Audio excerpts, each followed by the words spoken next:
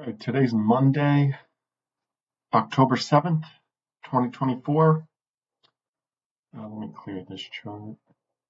A few trades today, just going to go over what I did right, what I did wrong, how could I improve, all the good stuff. So just pulling up my watch list. From my watch list last night, I was basically saying that my whole personal issue is that I try to avoid pain in trading by cutting my losses early, by not sizing up enough. And I think that's going to help me in the end it does, but really at the end of the day, it hurts me because it doesn't allow me to reach my full potential. It doesn't allow me to reach my full size, full profit. Will lead to bigger losses as well, but the more I scale with a positive EV patterns like I have and positive EV process, the better and more I will make. And, that's the goal of trading at the end of the day. So I use my Arnold ad rule, which I actually did pretty well with it today. I'll go into it in a little bit. I was 50-50 with it, and I'll explain it. So the watch list said LASE, former runner, dropping really hard. We're going to look for a list of first screen day, and TIGR was potential A+ short setup. So going into that, I'll go over LASE first. I don't really know what happened pre-market. Some scam something. I saw a few tweets. Maybe shares were unlocked, or I don't know. Something nutty was going on. But to me, everyone was saying, all I saw was the social feed was junk. I, hate this scam, going to zero. So immediately I'm looking at it going, okay, we're getting like if we flip the chart, this is the hottest short pattern as of late. Oh, that's not it. If we flip the chart, this is the hottest short pattern as of late. It's a blow off, gap up, exhaustion short. That's basically what this is. We flip it upside down. It's a exhaustion panic type of move. Yeah, I know it's junk and this and that, but I don't care. It's a trading vehicle. I saw it trading 5 million volume pre-market. I said, you know what? This could probably spike. I took a feeler pre-market, 390, and it just spiked so quickly out of the gate. I only had 100 shares, so it was nothing. I just took it off right away, whatever, $100, something nice and quick and easy. I actually was buying the dips because I said, you know what? This one has so much volume. There's so much range. Crazy gap down. If we don't crack the lows, maybe we could come back up. And in here, I just kind of cut it because it wasn't really doing anything. I wanted to focus my attention on TIGR. I just thought maybe LASE in a day or two, maybe it will bounce. Don't want to be holding this overnight because I really don't know what this is all about. I don't really care. I'm just going to use it as a trading vehicle every day. Maybe tomorrow if we get a gap, dip, some sort of bounce play. Normally when everyone's so bearish on something, I like to be bullish, contrarian type of thinking. And when the volume, range, liquidity, price actions, they're cool. Unless there's some crazy dilution that I don't know about, which of course I'll look into after hours. If there's some crazy dilution, then I'll leave it alone, but I don't mind it. So then that being said, TIGR. TIGR, I did it right. Could have done better, just kind of fell in between of a great day and an average day. And first, let's just go over the way I approached it. So in the morning, we were getting that gap up. And like I've been saying, the gap up morning kind of pushed exhaustion candle has been a great short pattern. Gap downs haven't been as good. So this one, I said, I'm going to attack it no matter what, even if it's weak in the morning. So we open and we crack right away, and we're staying heavy below VWAP. And I'm thinking, okay, I could just use 14, short at 13.4, 13.2. If it's going to work, it's going to work, and it's going to fade and go red. So that's what I was doing. I think I had a 13.4 or 13.3 something average. I shorted a little bit in here, a little bit in here. And I was saying, you know what, we break 14, which I knew there was a high likelihood, so I probably shouldn't take as much size. I didn't have a lot of size anyways, but I knew there was probably a high likelihood if this didn't crack rather quickly, especially after this 2 million candle, then all the shorts, everyone was shorting, so it's probably going to have to squeeze them out first, or at least the weak hands, and then work. So I was prepared to take a loss, and that's exactly what I did right into here, actually. When I saw that 2 million wick right back up, hold, I was just cutting. I was oversized a bit. I took nearly a 2 grand loss to start the day, and I was like, oh, of course, that's usually how it goes for me, pain in the ass. But it is what it is. I didn't really care because my max risk on this today was 5 grand. So I was like, whatever, let's, look for the next best opportunity. This started spiking. I was saying, this is important. It was, oh, are we going to, hold and continue the trend like the previous days? But no, we actually had another hard crack back down. To me, this was a bit of a trend change. I got back in the 1380s. Just a small starter, 500 shares. And when we continued to drop, I added into the bounces because I was thinking, okay, if we couldn't blow off and we broke the highs and that's all we did, this could potentially be the top. So I was building in, and we did end up falling apart. I didn't have a ton of shares. I had like 2,500 shares added into this bounce here. Thankfully walked away to make a coffee here. So if I saw that, I might have been a little panicky. But my whole thing, I wrote it down. I said, what time is this? 10:25. So 10:20-ish. I said, this is the time. I said, throw a hard stop at 14. Use VWAP as guide. If it holds VWAP, take some time off. I said, this will need a lot of time. Be patient. That's just what I write down on the side on a loose leaf paper. I always write notes throughout the day. Timestamp notes. And yeah, so basically what I see is around going into 11, 10:30, 11, 12 o'clock, if we reclaim VWAP, especially on one of these gap up short patterns, there tends to be a squeeze into the afternoon or into noon or into 11, 11:30, whatever time. So I said, if we start holding VWAP, hard stops at 14, because we break 14, I'm thinking we go straight to 14.20. We break that, we go to 14.40, straight up to new highs. So let's not put our stop at high of day where everyone else has it. But I also use VWAP on these patterns because we are still green, so you want to stay safe. It's kind of, I guess, what I'll call a dynamic risk, where if it reclaimed, started holding VWAP and perking again, I would have at least taken off half immediately.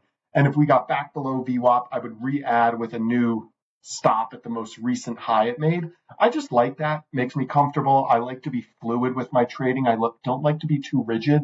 Sometimes it helps, sometimes it hurts, but I notice more times than not it does keep me safe.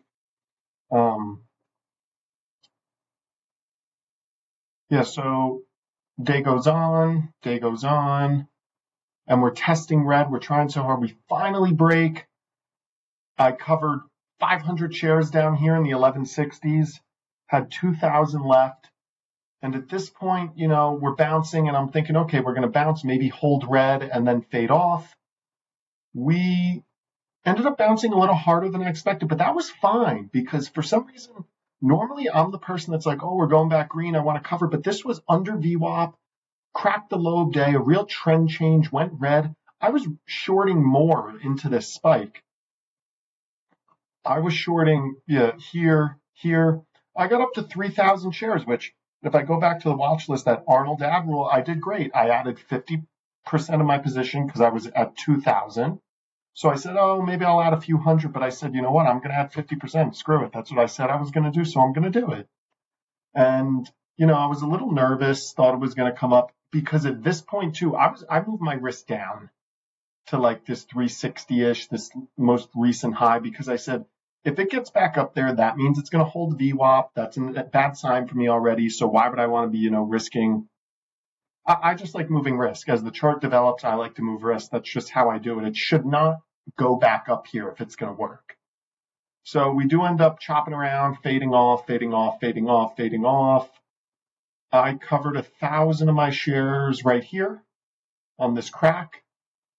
And then we have this big wick at, 116. And I remember because I watched the China ETF, large cap ETF with TIGR because they just feel like they move together, especially moves with like FUTU and Alibaba and all that stuff. But normally I use this as a guide. And what was that, 116? Was it?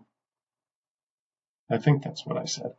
116, this thing's holding up near high of day. Anyone who's shorting this ETF, big shorts who are shorting the lower day crack grab this green line, fading it. If this breaks high day, they're going to get squeezed out. I would assume TIGR follows the trend and also keeps going higher. So I actually covered.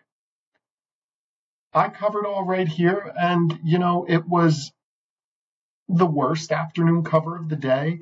And looking back, seeing this stock at low of day into the close, I was very upset. But thinking about it, I'm not all that upset. I mean, from losing $2,000 in the morning to nearly locking in, $2,000 on the day, not covering at the best point, but increasing my size. There's always positives too. You got to look at the positives. Increasing my size, which was definitely a weakness I needed to work on. So I did well there. Increasing my patience by holding and adding through the bounce instead of covering and getting scared.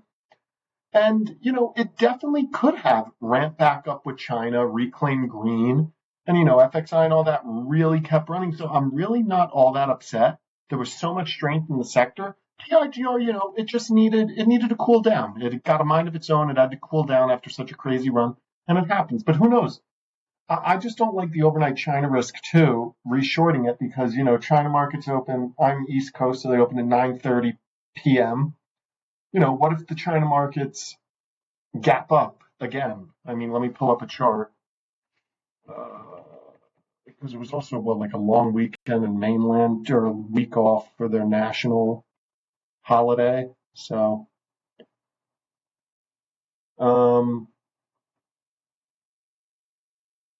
so looking at this, what if we open and gap up again and keep pushing? We could gap down and fall apart, but what if at 9:30 this gaps up? 9:30 you can't trade TIGR anymore, and then we're opening up at 13 tomorrow morning. I would rather take a reshort up here. I mean, looking at this daily chart, I would rather take a reshort up here. I would take a reshort right here tomorrow. So I said there's a lot of flexibility to work with. Locking in the gain, missing out on a dollar share isn't that bad, when also my real thought process was that we were going to get that crazy old school panic in the morning down to like $10 a share or something right here. That's not going to happen with a name like this, but one could only hope. I was there just in case, and that was my idea. But locking in what I did, very good, very solid on the day. Positives, I was increased my patience, increased my size using my Arnold ad rule, and did really well focusing on less. I focused on one ticker, and at the end of the day, if I could lock in, I think like 1.9K. So if I could lock in nearly $2,000 and be, it is what it is about it, that's a really damn good day. That's a really good trading career. And all I have to do is build upon that slowly day after day. It doesn't matter what everyone else is doing, only matters what I'm doing. And today was very successful, profit wise. Could have been way better, could have been way worse. Who knows? But I'm very happy that I created a better habit today, because trading is really all about habits. And adding my size, increasing patience is really going to help me for the day this does collapse to 10, 9, 8, and we have that crazy trade again. I wanted to cover so badly down here all my shares and lock in that $4,000 profit, woohoo, take it to the bank. But I said I would rather be stopping out and being more patient, because I know it's going to pay dividends down the line when this bounces weak and then we roll over into the afternoon on a play or something along those lines. So build your good habits. Just focus on one thing at a time. For me, it's my size, patience. They kind of go hand in hand for me. And that's it. Hopefully tomorrow there's some good plays. I mean, I didn't make a watch list yet, but off the top of my head, TIGR, of course, I'm going to watch. Depends how China does overnight, but I'll probably be looking to short a gap up. A big gap down, I would actually probably look to dip buy. It is technically a dip buy pattern for me, but I mean, with this topping candle and volume, I would say odds are it probably goes lower, but we'll see. I'll be willing to play it long and or short. Got to be fluid with a runner like this, so I'll be watching it. LASE, I'm still going to have an eye on for potential listed first screen day bounce. The lower it goes, the better. It's got really good volume, really good liquidity, really good range. I'm also probably going to be looking back into those small cap China names. Like, I have a feeling KXIM might have a good listed first screen. I mean, 30 million volume at about 30 cents. What's that? 10 million-ish dollars traded. So that's pretty good. $8-10 million worth. You know, this was a big runner. Maybe could get a listed first screen day bounce going. Hopefully some super tight risk reward. Let's see, MTC. This one's just a bit choppy for me. Probably leave that one alone. It'll probably run with KXIN anyway, so might as well focus on one. Duo, of course, I'm going to look back into for a listed first screen day bounce. Hopefully we get a little gap down towards 2 and then push. Or another red day, but I won't be shorting that because we're already down too much. Well, not too much. There's never such thing as down too much, but for me, the repeatability of my patterns and system, it's down too much for. China, UXIN. No, there's nothing there. Wheeler, no, nothing there. No, nothing there. Nope. See, just interesting. But no, I want more. That's too sketchy for me. Well, I'll put out a watch list later, but yeah, that was my day. Solid day.